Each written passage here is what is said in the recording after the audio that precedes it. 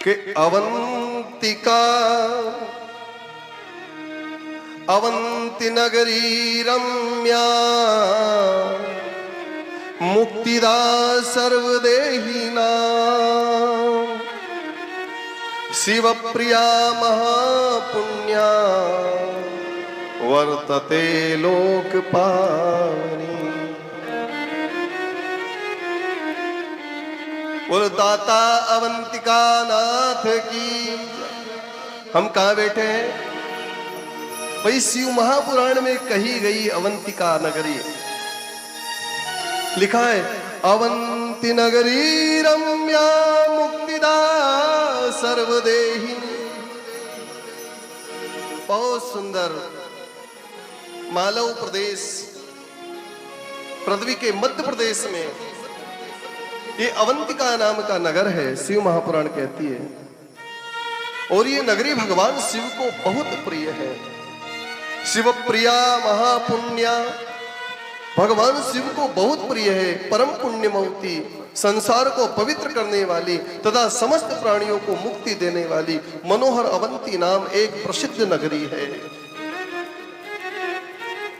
वहां शुभ आचरण में तत्पर, वेदाध्ययन करने वाले तथा नित्य नैमित्तिक वैदिक अनुष्ठान में निरत एक श्रेष्ठ ब्राह्मण रहते थे।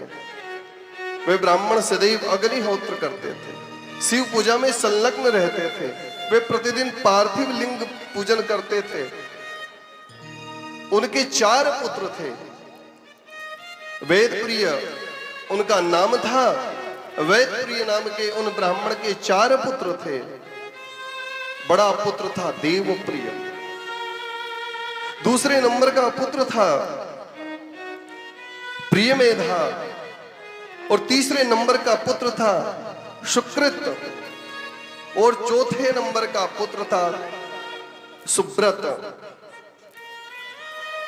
ये चारों पुत्र अपने पिता से शिक्षा दीक्षा को ग्रहण करके अपने पिता के यश के अनुसार अनुरूप ही कार्य करते थे। जब वेदप्रिय ब्राह्मण भगवान शिव का पूजन करते करते अपनी देह का त्याग कर देते हैं, तब इस सुंदरपुरी अवंतिका में ये चारों कुमार निवास करते हैं और अपने वेद मार्ग के द्वारा, भगवान शंकर की भक्ति के द्वारा, अपने भगवान शंकर की पूजा के द्वारा शुक्ल पक्ष के चंद्रमा जैसे बढ़ता है, उसी प्रकार उनके सुखदायक गुण भी निरंतर बढ़ने लगते हैं। कथा आती है कि पर्वते रत्नमाले जादूषणाख्यो महासुरः। उस समय रत्नमाल पर्वत पर एक दूषण नाम का भयंकर दैत्य प्रकट हुआ। इस दूषण नाम के दैत्य ने, इस महाअसुर ने धर्मात्माओं से द्वेष करना प्रारंभ कर दिया। वह महाबलवान दैत्यराज ब्रह्मा जी के वरदान से जगत को तुच्छ मानने लगा, तुच्छ समझने लगा। उस दुष्ट ने पृथ्वी पर सभी प्रकार के वेद धर्मों में स्मृति धर्म उसी प्रकार नष्ट कर दिए जैसे सिंह खरगोश को नष्ट कर देता है। कहीं हवन ना हो, कहीं यज्ञ ना हो, कहीं पूजा ना हो, कहीं भगवान की कथा ना हो, कहीं सुमिरन ना हो, कहीं दान ना हो, कहीं तप ना हो, कहीं तपस्या ना हो। ऐसा संपूर्ण समग्र संसार में उसने सबको जीत करके और ऐसा व्यवहार बना दिया। उसके डर के बारे कोई भगवान का पूजन नहीं करता, भगवान का कोई सुमिरन नहीं करता, भगवान का कोई चिंतन नहीं करता। और वह एक ही बात कहता, दूषण, मेरा ही चिंतन करो, मेरा ही सुमिरन करो, मैं ही भगवान हूं। उसने सबको जीत लिया।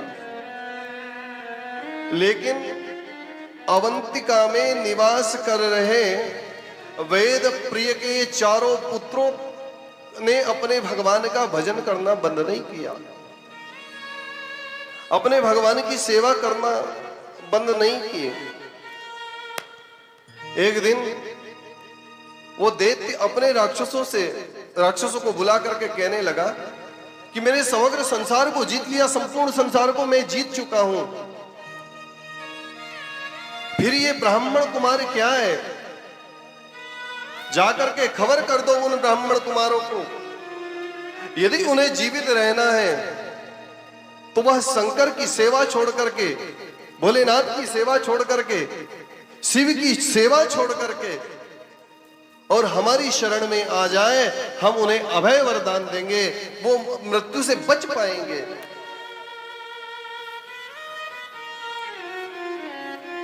और यह कहकर के उसने अपने भयंकर राक्षसों को अवंतिकापुरी की ओर पहुंचा दिया। भयंकर सेना लेकर के चारों दिशाओं से दूषण के दैत्यों ने अवंतिकापुरी को भर दिया। अवंतिका नगर के समस्त नागरिक निवासी घबरा गए, इतने बड़े भयंकर दैत्य प्रभु यहां पधार गए, आ गए, अब हमें कौन बचाएगा, कैसे हम बचेंगे?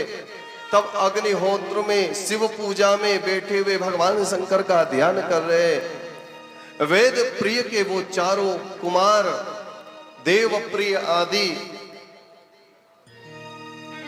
उनकी शरण लेकर के समस्त नगरवासी उनकी शरण में आ गए और उनसे कहने लगे कि हे ब्राह्मण देवताओं, हम सब आपकी शरण में आए हैं। अब हमारा रक्षक इस अवंतिका में दूसरा कोई नहीं है। कथा बहुत ध्यान से सुनना हो, आपके सिवाय हमारा रक्षक इस अवंतिका में कोई नहीं है। हे देव प्रिय,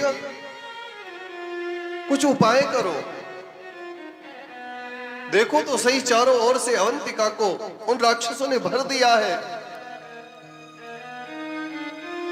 वेद प्रिय के वो चारों पुत्र भगवान शंकर की पूजा निष्ठा से करते रहे, भगवान को जल चढ़ा दिया, भगवान पर पंचामृत चढ़ा दिया, भगवान की पूजा कर दी, भगवान की सेवा कर दी और भगवान की सेवा करके एक वचन बोला, ब्राह्मणा ऊचुहु। शिव महापुराण कहती है कि वो ब्राह्मण पुत्र क्या कह रहे हैं कि श्रूयतां विद्यते नेव बलम दुष्ट भयावहं न शस्त्राणि तथा सन्ति यज्जते विमुखा पुनः सामानस्यापमानो नो याश्रयस्य भवेत् देहि पुनस्य किं समर्थस्य शिवस्य भविष्यति।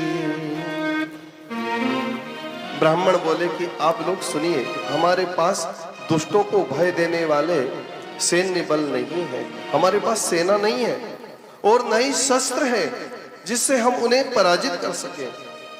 सामान्य व्यक्ति का आश्रय लेने पर भी मनुष्य का अपमान नहीं होता। सामान्य से सामान्य व्यक्ति का भी आश्रय ले लिया जाए तो मनुष्य का अपमान नहीं होता। फिर हम लोग तो सर्वसमर्थ भगवान शिव के आश्रित हैं, हमारा अपमान ये असुर किस प्रकार कर सकते हैं? हम सब भगवान की शरण में आ जाएं, निश्चय मेरे भगवान, मेरे शिव, हमारे भगवान शंकर हमारा उद्धार करेंगे और उन राक्षसों से हमें जरूर बचाएंगे।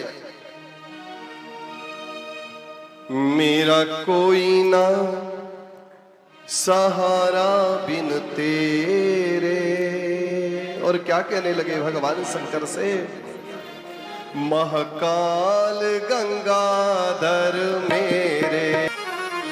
इस प्रकार भगवान शिव के आश्रित वही सभी ब्राह्मण भगवान शिव के पार्थिव का पूजन करते रहे, वहां से कहीं गए नहीं, कहीं उठे नहीं। इतने में मनुष्यों को खाते हुए, मारते हुए वो भयंकर दैत्य वहां आकर के खड़े हो गए। दूषण नाम का उनका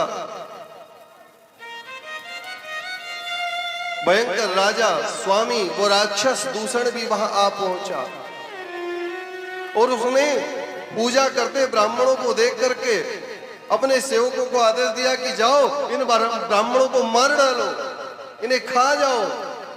ये दुष्ट किसका पूजन कर रहे हैं, किसकी सेवा कर रहे हैं, ये कह करके उसने उन ब्राह्मणों को मारने के लिए अपने दूतों को पहुंचाया। लेकिन अपने तरफ आते हुए उन राक्षसों को देख करके भी वो ब्राह्मण कुमार वहां से उठे नहीं, वो अपने भगवान शंकर की सेवा में लगे रहे। और जैसे उन राक्षसों ने उन ब्राह्मण कुमारों को मारने के लिए प्रयत्न किया, उसी समय अचानक वहां गड्ढा हो गया और उस गड्ढे से विकराल रूपधारी महाकाल नाम से विख्यात दुष्टों का संहार करने वाले, उन सज्जनों को गति देने वाले शिव जी प्रकट हो गए। महाकाल भगवान की गर्ता तथा समुत्पन्ना शिवो विकट रूपद्रक महाकाल इति ख्यातो दुष्ट हंता सताम गतिः। और भगवान शंकर कहने लगे, अरे दुष्ट राक्षस, मैं महाकाल हूं। प्रभु कह रहे मैं महाकाल हूं और तुम्हारे जैसे दुष्टों के लिए महाकाल रूप में प्रकट हुआ हूं। तुम इन ब्राह्मणों के समीप से दूर भाग जाओ। ऐसा कहकर भगवान महाकाल ने हुंकार ही, एकमात्र हुंकार ही भरा। इतने में सैन्य सहित वह दुष्ट दूषण नष्ट हो गया, जल गया समस्त दैत्यों के सहित। राख का ढेर हो गया। वही जहां भगवान प्रकट हुए थे वही वह राख बन गया। चिता भस्मा लेपो गरल समन दिक्पट जटाधारी कंठे भुजगपतिहारी पशुपति।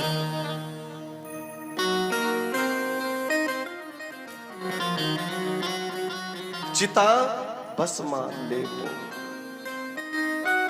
भगवान शंकर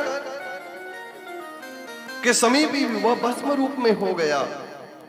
तब से ही मेरे भगवान भोलेनाथ शिव जी को उज्जैन में भस्म चढ़ाया जाता है। लेकिन हमने पहले बता दिया कि वो भस्म चिता की नहीं होती, वो भस्म वेद विधि से बनाई गई भस्म होती है जो भगवान शंकर को चढ़ाई जाती है। हुंकार मात्र से ही वो सारे दुष्ट नष्ट हो गए। और जिस प्रकार सूर्य के आने पर अंधेरा दूर हो जाता है, उसी प्रकार भगवान शंकर के आने पर उस दुष्ट दूषण के जितने भी मंत्रीगण या सेना थी वो सब भगवान को देख करके भाग गए और कुछ जल गए। उन ब्राह्मण कुमारों ने भगवान को देख करके उनके चरणों में भगवान को साक्षात परमात्मा का पूजन किया। आप लोग तो गए ना महाकाल में, भगवान महाकाल गर्त में है, गड्ढे में। और शिव महापुराण भी कहती कि गर्त में उस जगह पर एक गड्ढा बन गया, वहां बाबा प्रकट हो गए। तब उन ब्राह्मण कुमारों ने भगवान से प्रार्थना की कि हे प्रभु, हमने आपका दर्शन प्राप्त कर लिया और ये दुष्ट दैत्य आपके दर्शन को, आपको देख करके अचानक आपकी दृष्टि पड़ते ही भस्म हो गए। हे भगवान, हम कृतार्थ हो गए। तब भगवान ने कहा, हे ब्राह्मण कुमारों, मैं तुमसे प्रसन्न हूं, वरदान मांगो, तुम्हें क्या चाहिए। उन ब्राह्मण कुमारों ने कुछ नहीं मांगा। भगवान से क्या मांगा? आप जाते हो तो प्रभु से क्या मांगते हो? बेटा चाहिए, बेटा हो गया तो बहू चाहिए, बहू आ गई तो पोता चाहिए? नहीं, हम संसार की वस्तु ही भगवान से मांगते हैं। लेकिन शिव महापुराण कहती है कि परमात्मा यदि प्राप्त हो जाए, भगवान की यदि सेवा करो, हम भगवान के पास जाए तो भगवान से क्या मांगो? जो सबसे दुर्लभ वह मुक्ति परमात्मा से, वह मोक्ष परमात्मा से, परमात्मा को परमात्मा से मांगो। हाथ जोड़ करके भगवान शंकर से कहेंगे हमारे साथ कि महाकाल महादेव दुष्ट दंड कर प्रभो मुक्तिम प्रियच्छ न संभो संसार बोधितः शिवा। हे महाकाल, हे महादेव, दुष्टों को दंड देने वाले, हे प्रभु, हे शंभो, हे शिव, आप हमें संसार सागर से मुक्त कर दीजिए। हे शिव, हे शंभो, हे प्रभु, आप संसार की रक्षा के लिए यहीं पर निवास करें और अपने दर्शन करने वाले मनुष्यों का आप सदा उद्धार करें, उन्हें सदा मोक्ष और शिवधाम प्रदान करें। ऐसी हम पर कृपा करें। हर हर महादेव। जो भक्त एक बार भी भगवान शंकर भोलेनाथ बाबा महाकाल का आकर के दर्शन कर लेता है, वो निश्चय मुक्ति का अधिकारी हो जाता है। ऋषि बोले, इस प्रकार वो ब्राह्मण पुत्र भगवान शंकर का दर्शन करके मुक्त हो गए और तब से भगवान शंकर शिवलिंग के रूप में, महाकाल के रूप में उज्जैन में, अवंतिका में ही विराजमान हो गए और तब से लेकर के आज तक भगवान शंकर का सतत पूजन अवंतिका में हो रहा है।